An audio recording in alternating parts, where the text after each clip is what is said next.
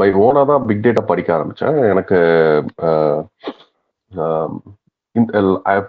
Last பிப்ரவரி 21 என்னோட work contract வந்து எனக்கு முடியிற மாதிரி இருந்துச்சு. சரி நான் வந்து சாரி ஃபர்ஸ்ட் ஆஃப் ஆல் என்னை பத்தி சொல்லிக்கிறேன். நான் வந்து நெட்வொர்க்கிங் பேக்ரவுண்டு, டோட்டலா 11 இயர்ஸ் ஆஃப் எக்ஸ்பீரியன்ஸ் எனக்கு இருக்கு. ஸோ சரி, நெட்வொர்க்கிங் வந்து ஒரு மாதிரி சேச்சுரேட் ஆயிடுச்சு. ஸோ நெட்வொர்க்கிங்ல இருந்து நம்ம வேற ஏதாவது டெவலப்மெண்ட்டோ இல்லை வேற ஏதாவது போகலாம் அப்படின்ற மாதிரி ட்ரை பண்ணேன். சரி, பிக் டேட்டா நல்ல ஸ்கோப் இருக்கு, டேட்டா இன்ஜினியரிங்க்கு நல்ல ஸ்கோப் இருக்கு, சரி அதை படிக்கலாம் அப்படின்னு சொல்லிட்டு, சரி நம்ம ஈஸியா படிச்சு ஜாப் வாங்கிடலாம் அப்படின்னு தான் நினைச்சு நான் படிக்க ஆரம்பிச்சேன். பட் டைம் ஆயிட்டே தான் இருந்தது. பெருசா என்னால ப்ராக்ரஸ் பண்ண முடியல. ஸோ கொஞ்சம் ஃப்ரெண்ட்ஸ் எல்லாம் ஹெல்ப் பண்ணாங்க எனக்கு. ஸோ ரெஸ்யூம் ப்ரிப்பேர் பண்ணது, அந்த மாதிரி அவங்க சில அவங்க கிட்ட இருந்து கொஞ்சம் இன்புட்ஸ் எல்லாம் வாங்கிட்டு தான் பண்ணேன். பட் அது ஒர்க் ஆகல. ஸோ படிச்சது வேற, இன்டர்வியூ போனா அங்க என்டையரா சினாரியோவே வேற மாதிரி இருக்கு. அவங்க என்ன கேட்டாங்கன்னே எனக்கு புரியல. ஃபர்ஸ்ட் ஒரு 2 இன்டர்வியூல எனக்கு அவங்க என்ன கேட்கறாங்க, நம்ம படிச்ச மாதிரி தான் இருக்கு, ஆனா அவங்க என்ன கேட்கறாங்கன்னு எனக்கு தெரியல. சரி, அதுக்கப்புறம் தான் சரி, லக்கிலி யூடியூப்ல தமிழ் பூமியோட யூடியூப் வந்து பார்த்தேன் நானு. சரி, பேசாம இவங்க கோஆர்டினேட் பண்ணி பார்க்கலாம். ஸோ நமக்கு ஏதாவது கைடன்ஸ் கிடைக்குமா அப்படின்னு சொல்லிட்டு நான் வந்து பேசும்போது அப்போ எனக்கு ராஜேஷ் அவரோட கான்டாக்ட் கிடைச்சது. ஸோ அப்போ அவர்கிட்ட சொன்னேன் இந்த மாதிரி, ஜி நான் எனக்கு வந்து ஒரு ஒரு மேபி எனக்கு ஒரு ஃப்ளோ கிடைச்சதுன்னா கரெக்டா இருக்கும்னு தோணுச்சு அப்படின்ற மாதிரி சொல்லி அப்புறம் ரெக்கார்டிங்ஸ் மட்டும் நான் வந்து வாங்கினேன். ஸோ எப்ப நான் என்ன மிஸ்டேக் பண்ணியிருந்தேன்னா, சும்மா ரேண்டமா ஓகே ஒரு டாபிக் படிக்கிறது அந்த மாதிரி இல்லாம அதுக்கப்புறம் தான் ஒரு ஃப்ளோ, ஒரு கண்டினியூஸ் ஃப்ளோ கரெக்டா ஒரு ஒரு ஸ்டார்டிங் டு எண்டிங் அது வந்து கரெக்டா. பட் அதுலயுமே நிறைய புரியல அந்த மாதிரிலாம் இருக்கத்தான் செஞ்சது. பட் இருந்தாலும் ஒரு ஃப்ளோ கிடைச்சு எனக்கு, அந்த ஒரு ஒரு கனெக்ட் பண்ணிக்க முடிஞ்சு, ஈஸியா கனெக்ட் பண்ணிக்க முடிஞ்சு. ஸோ அதுக்கப்புறம் இவரு ராஜேஷ் வந்து அவர் வந்து திரும்ப திரும்ப கேட்டே இருப்பாரு, ஜி ஏதாவது இன்டர்வியூ இருக்கா, ப்ரிப்பேர் பண்ணிட்டீங்களா, எப்படி பண்ணீங்க அப்படின்னு கேட்டே இருப்பாரு. நானும் ஒரு ஒரு 7-8 இன்டர்வியூ அட்டன் பண்ண. ஃபர்ஸ்ட் ரவுண்டு செலக்ட் ஆவேன், அதுக்கப்புறம் செகண்ட் ரவுண்ட் போயிடும். இல்ல சில இன்டர்வியூ வந்து ஃபர்ஸ்ட் ரவுண்டு செலக்ட் ஆகாம இருக்கும். அந்த மாதிரிலாம் போயிட்டு இருந்துச்சு. ஸோ அதுக்கப்புறம் ரொம்ப ஒரு மாதிரி இதாயிட்டு அப்புறம் ஜாப் வேற இல்லை. ஆஃப்டர் பிப்ரவரி எனக்கு ஜாபும் இல்லாம போச்சா. ஸோ ரொம்ப ஒரு மாதிரி டவுன் ஆயிட்டேன் நான். சரி, பேசாம என்னோட ஃப்ரெண்ட்ஸ் எல்லாம் நெட்வொர்க்கிங் திரும்ப அவங்க கம்பெனில ஓப்பனிங் இருக்கு வந்துரு அப்படின்ற மாதிரி எல்லாம் கேட்டுட்டு இருந்தாங்க. நான் சரி பேசாம நெட்வொர்க்கிங்கே போயிடலாம், நம்மளால முடியாது போல இருக்கு அப்படின்ற மாதிரி எனக்கு ஒரு தாட் வந்தது. அப்போ அப்பதான் இவர் சொன்னாரு, ஜி இதெல்லாம் ஒண்ணுமே இல்லை, நீங்க நீங்க அட்டன் பண்ணுங்க, நீங்க அட்டன் பண்ணீங்கன்னாவே உங்களுக்கு ஈஸியா கிடைச்சிரும்.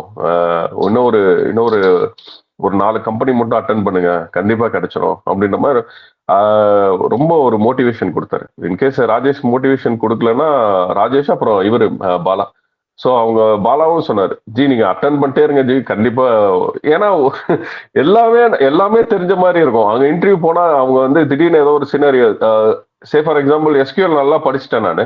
பட் அங்க போனா திடீர்னு பிவட்ல இருந்து ஏதோ ஒரு கொஸ்டின் கேட்டாங்க. அப்பதான் அந்த டேர்மே நான் வந்து கேள்விப்படுறேன். அப்ப எஸ்கியூஎல் வந்து பிவட்னு ஒண்ணு இருக்கா அப்படின்னு சொல்லிட்டு அப்புறம் அதை பத்தி படிக்கிற மாதிரி இருக்கு. அப்புறம் திடீர்னு டைம் சீரீஸ்ல ஏதோ ஒரு கொஸ்டின் கேட்கறாங்க. ஸோ எல்லாமே படிச்சுட்டு போனாலும் அங்க புதுசா ஏதோ ஒன்று வந்துட்டே தான் இருந்தது, அந்த மாதிரி இருந்தது. ஸோ இவங்க தான் சொன்னாங்க, ஜி நீங்க அட்டன் பண்ணிட்டே இருங்க, ஒரு ஒரு ஒரு ஸ்டேஜ்ல டக்குன்னு கிளிக் ஆயிடும் அப்படின்ற மாதிரி சொன்னாங்க. ஸோ அந்த மோட்டிவேஷன் தான் நான் ராஜேஷ்க்கு வந்து ரொம்ப தேங்க் பண்ணது அந்த மோட்டிவேஷன் தான். ஸோ அவர் மட்டும் வந்து கரெக்டான டைம்ல மோட்டிவேட் பண்ணலன்னா நான் விட்டுட்டு நெட்வொர்க்கிங்கே போயிருப்பேன் நான். பட் இன்டர்வியூ ரொம்ப என்ன சொல்றது, நம்ம நார்மலா படிக்கிறதுக்கும் இன்டர்வியூக்குமே நிறைய டிஃபரன்ஸ் இருக்கு. ஸோ பர்ஃபார்மன்ஸ் டியூனிங் வந்து நம்ம சொன்னோம்னா அதுல இருந்து நிறைய கொஸ்டின்ஸ் அவங்க வந்து ரொம்ப இதா டீப்பா கேட்கறாங்க. ஸோ ப்ராப்பரா ஒர்க் பண்ணாதனால அவ்வளோ அக்யூரேட்டா நம்ம ஆன்சர்ஸ் கொடுக்க முடியல. அதுவும் இல்லாம நான் வந்து 6 இயர்ஸ் எக்ஸ்பீரியன்ஸ் போட்டிருந்தேன். ஸோ அதனால ரொம்ப எக்ஸ்பெக்ட் பண்ணுவாங்க இன்டர்வியூல. ஸோ அந்த மாதிரி ரொம்ப கொஞ்சம் சேலஞ்சிங்கா தான் இருந்துச்சு எனக்கு. பட் லக்கிலி எப்படியோ ஏதோ ஒரு ஆஃபர் வாங்கிட்டேன். அதுக்கப்புறம் இன்ஃபோசிஸ்ல கூட செலக்ட் ஆயிருந்தேன். பட் இன்ஃபோசிஸ் போல நான் டெக்எம்ஏ போயிட்டேன். நான் ட்ரை பண்ணிட்டு இருக்கும்போது ஒரு கால் பேசினாரு. ஒரு 30 மினிட்ஸ் பேசணும். அப்பதான் ஃபர்ஸ்ட் கால் பேசிட்டு இருந்தேன் அவர்கிட்ட. அவர் வந்து எப்படின்னா, he told that he is good in big data, he is good in Hadoop, he is good in at least some concepts in cloud அப்படின்னு சொன்னாரு. அப்புறம் ஏன் ஜி இந்த ட்ரைனிங் வேணும் அப்படின்னு கேட்டோம். இல்ல ஜி, எனக்கு வந்து நான் தெரியுது. ஆனா இன்டர்வியூல என்னால கிளியர் பண்ண முடியல. I want some kind of trip. இன்டர்வியூல எப்படி கொஷின்ஸ் கேட்குறாங்களோ அதுக்கேத்த ஆன்சர்ஸ் வந்து எனக்கு கரெக்டா அதை பாலிஷ் பண்ணி சொல்ல முடியல. எனக்கு அந்த ஃபியர்னஸ் இருக்கு. என்னால கனெக்ட் பண்ண முடியல அந்த டாட்ஸ் அப்படின்னு ஒரு பெக்யூலியரான வேர்ட் வந்து நான் கேட்டேன். And one more thing is, இதனால அவர் நம்ம ட்ரைனிங்ல ரெக்கார்டிங்ஸ் மட்டும் தான் எடுத்திருக்காரு. இஸ் நாட் டைரக்ட் கிளாஸ்ல வந்து ஜாயின் பண்ணல because of his commitments. But through his consistent efforts ரெக்கார்டிங்ஸை மல்டிபிள் டைம்ஸ் அவர் பிளேபேக் பண்ணி பார்த்து அவர் இஸ் ஓன் ஸ்ரீனி மாதிரியே வந்து நிறைய இன்டர்வியூஸ் அவரும் வந்து அட்டென்ட் பண்ணி is not at all hesitate to take up couple of interviews. ஒரு நாளைக்கு மோர் தேன் 1, 2, 3 இன்டர்வியூஸ் அட்டென்ட் பண்ணி நிறைய இன்டர்வியூஸ்ல கேதர் பண்ணி வந்த நாலேஜை அக்யூமுலேட் பண்ணி இப்போ now he is in a position to got one offer exactly in Tech Mahindra, right? So அதில் வந்து ஒரு நல்ல ஆஃபரில் அவர் கிடைச்சிருக்கு. I'm very very happy. So அவர் வந்து நிறைய நேரத்தில் ஈ லாஸ் ஹிஸ் கான்ஃபிடென்ஸ். ஏன்னா என்னடா இது அப்படின்னு மேபி ட்ராக் பண்ணி அதுலேருந்து வந்த எக்ஸ்பீரியன்ஸை அவர் பியூட்டிஃபுல்லாக எக்ஸ்பிரஸ் பண்ணியிருக்காரு பாருங்க. So that is very excellent இல்லையா? இட்ஸ் நாட் லைக் சிம்பிளி இப்போ ஸ்ரீனி மாதிரி ஒரு டெய்லி வந்து கிளாஸ் அட்டன் பண்ண முன்னாடி ஃபர்ஸ்ட் பாயிண்ட் சொன்னார், ஸ்க்ரீன்ஷாட்ஸ் நான் போஸ்ட் பண்ணேன், அதனால அது நிறைய ஹெல்ப்ஃபுல் ஆச்சுன்னு. அது ஒரு category. Yes, definitely it will be helping. But ரெக்கார்டிங்ஸ்ன்றது it requires a clear dedication. Once நம்ம ஓகே நாளைக்கு பார்த்துக்கலாம் அப்படின்ற ஒரு மைண்ட் செட்டில் இருந்தாங்க அப்படின்னா definitely it would have not helped. So அவரோட அந்த கன்சிஸ்டன்ட், அவருக்கு அந்த ஜாப் கிடைச்சாகணும் அந்த ஒரு ஒரு ஒரு ஒரு தேர்ஸ்ட் இருந்திருக்கு, ரைட்? ஸோ அந்த ஒரு thirst plus couple of failures during the starting interviews that makes him mold. நிறைய இன்டர்வியூஸ் கிடைக்காம போய் மல்டிபிள் இன்டர்வியூஸ் அதுக்கப்புறம் நிறைய கிளிக் ஆச்சு. இட்ஸ் ஆல் லைக் ஸ்டார்டிங் ஒரு 5-10 இன்டர்வியூஸ் அப்படிதான் இருக்கும், பேலன்ஸ்டா இருக்கும். அதுல இருந்து வரக்கூடிய எக்ஸ்பீரியன்ஸ் எடுத்து நம்ம நெக்ஸ்ட் இன்டர்வியூ போயிட்டே இருக்கும். இதுதான் நம்மளுடைய ஜேர்னி. இதுதான் எல்லாருக்கும் சொல்றது. நாட் லைக் ஃபர்ஸ்ட் இன்டர்வியூல சீனி சொன்ன மாதிரி எதுவுமே தெரியலையே அப்படின்றதெல்லாம் கிடையாது. தெரியும், ஆனா அதை எப்படி நம்ம கம்யூனிகேட் பண்ணணும்ன்றது தான் நம்மளுக்கு தெரியாது. எக்ஸ்பிரஸ் பண்றது தான் நம்மளுக்கு தெரியாது. எப்படி அதை வந்து நம்ம பாலிஷ்டா சொல்லணும், என்ன சொன்னா அவங்க ஓகேன்னு சொல்லுவாங்கன்றது தான் நமக்கு தெரியாது. அந்த ஆன்சர் எப்போ கிடைக்கும்னா மல்டிபிள் எக்ஸ்பீரியன்ஸ் கிடைக்கும் போது. This is for all guys. நான் நோட்டீஸ் பண்ணது என்னன்னா, ஜென்ரலா நெட்வொர்க்கிங்ல பாத்தீங்கன்னா மொத்தமே ஒரு மந்த்துக்குன்னு பார்த்தா ஒரு 5 கால் 6 கால் தான் வரும் மேக்சிமம். ஒரு மந்த்துக்கே ஒரு 5-6 இன்டர்வியூ தான் வந்து செலக்ட் ஆகும்.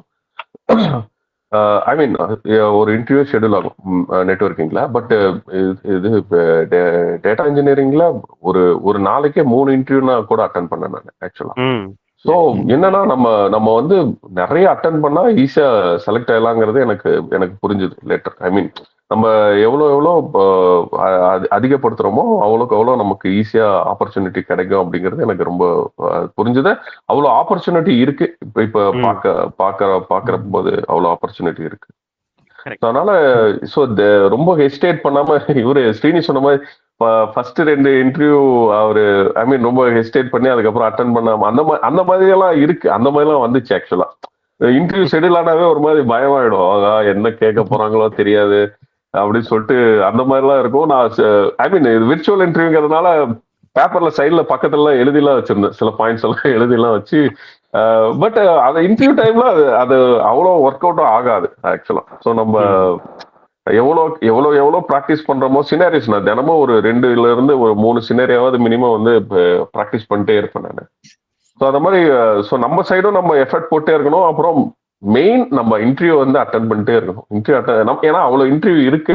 ஸோ அதனால அவ்வளோ அதை அட்டன் பண்ணிட்டே இருக்கும்போது கண்டிப்பா 100% வந்து ஈஸியா கிளிக் ஆயிடும். ஸோ ஹோப் விடாம அட்டன் பண்ணோம்னா கண்டிப்பா கிடைச்சிரும். அதுதான் என்னோட இது ஆக்சுவலா. நான் என்னோட எக்ஸ்பீரியன்ஸ்ல அதை நான் தெரிஞ்சுக்கிட்டது அதுதான்.